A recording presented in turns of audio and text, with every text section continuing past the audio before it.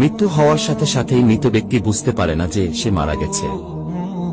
মৃত্যু পরবর্তী সময়ে আত্মীয় স্বজনের কান্নাকাটি, তাকে গোসল করানো, কাফনের কাপড় পরানো, এমনকি তাকে কবরস্থ করা পর্যন্ত নিজেকে সে মনে করে মৃত্যুর স্বপ্ন দেখছে। যখন তাকে মাটিতে শোয়ানো হচ্ছে তখনও তিনি স্বপ্নের ঘোরে থাকেন আর মনে করতে থাকেন এটি একটি স্বপ্ন। তারপরে সে চিৎকার করে, কিন্তু কেউ তার চিৎকার শুনে না। পরে যখন সবাই তাকে কবরের অন্ধকারে ফেলে চলে যায় আর সে মাটির নিচে একা হয়ে যায়, তখন আল্লাহ তার প্রাণ ফিরিয়ে দেন। সে চোখ খুলে তার খারাপ স্বপ্ন থেকে জেগে ওঠে।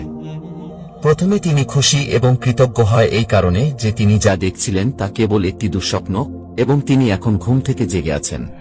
তারপরে সে তার দেহটি স্পর্শ করতে শুরু করে, যা কেবল একটি সাদা কাপড়ে জড়িয়ে রাখা হয়েছিল। তখন সে অবাক হয়ে বলতে থাকে, আমার শার্ট কোথায়, আমার প্যান্ট কোথায়? এবং সে আরো অবাক হয়ে বলতে থাকে, আমি কোথায়, এই জায়গাটি কোথায়, সর্বত্র ময়লামাটির গন্ধ কেন, আমি এখানে কি করছি? অতঃপর সে বুঝতে শুরু করে যে সে ভূগর্ভস্থ এবং তিনি যে অভিজ্ঞতা নিচ্ছেন তা স্বপ্ন নয়। এবং সে আরো বুঝতে পারে যে তিনি সত্যিই মারা গেছেন। তারপরেও তিনি যতটা সম্ভব উচ্চস্বরে চিৎকার করতে থাকেন এবং তার স্বজনদের ডাকতে থাকেন যারা তার উপকারে আসতে পারে, কিন্তু তাকে কেউ উত্তর দেয় না। অতঃপর সে মনে করে যে এই মুহূর্তে কেবলমাত্র আশা মহান আল্লাহর কাছে। আল্লাহর কাছে ক্ষমা প্রার্থনা করার সময় সে কেঁদে ও মিনতি করে বলতে থাকেন, হে আল্লাহ, আমাকে ক্ষমা করুন, আমাকে ক্ষমা করুন। তিনি একটি অবিশ্বাস্য ভয় নিয়ে চিৎকার করেন যা তার জীবদ্দশায় তিনি এর আগে কখনো অনুভব করেনি। যদি তিনি একজন ভালো ব্যক্তি হন তাহলে হাসি মুখে দুজন ফেরেশতা তাকে সান্ত্বনা দেওয়ার জন্য তাকে সর্বোত্তম সেবা করবেন।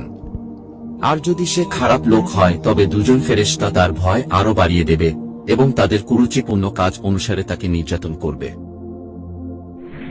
আমরা জীবনে বহুবার বোবায় ধরা স্বপ্ন দেখে থাকি। আমরা কথা বলতে চাই কিন্তু বলতে পারি না, চিৎকার করতে চাই কিন্তু চিৎকার করতে পারি না, পাশের লোকদেরকে ডাকি কিন্তু তারা তা শুনতে পারে না। তখন ভয়ে দম বন্ধ হয়ে আসার অবস্থা হয়। এমন সময় কেউ হয়তো এসে ধাক্কা দিয়ে জাগিয়ে দেয়। মৃত্যুর পরের অবস্থা অনেকটা এরকমই।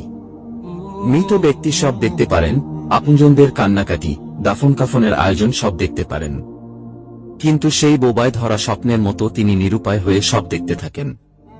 মৃত্যুর শুরু থেকে তার জীবনে ঘটে যাওয়া সমস্ত ঘটনাবলী তিনি দেখতে থাকেন ভয়ঙ্কর স্বপ্নের মতো। হে আল্লাহ, আমার সমস্ত গুনাহগুলো ও আমার মা বাবা, স্ত্রী, সন্তান এবং আমার পরিবার এবং বন্ধুবান্ধব সকলের গুনাহ ক্ষমা করুন। হে আল্লাহ, যতক্ষণ না আমি খাঁটি ঈমানদার বান্দা এবং আপনার সাথে দেখা করার জন্য প্রস্তুত না হই ততক্ষণ পর্যন্ত আমার